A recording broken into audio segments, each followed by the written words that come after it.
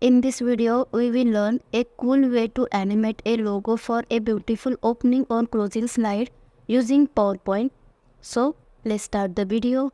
Click on right button, go to format background, click on picture or texture field, go to insert, select picture from a file, select and insert it. Go to insert, click on icon, search nature here, select this and insert it.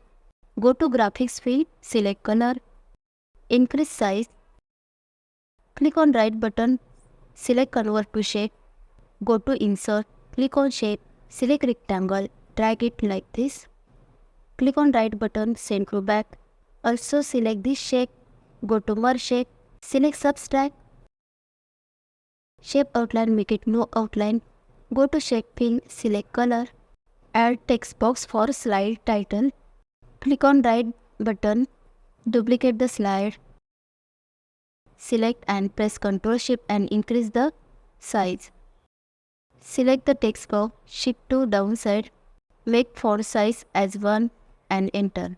Go to first slide, zoom in the slide, click on right button and duplicate the slide.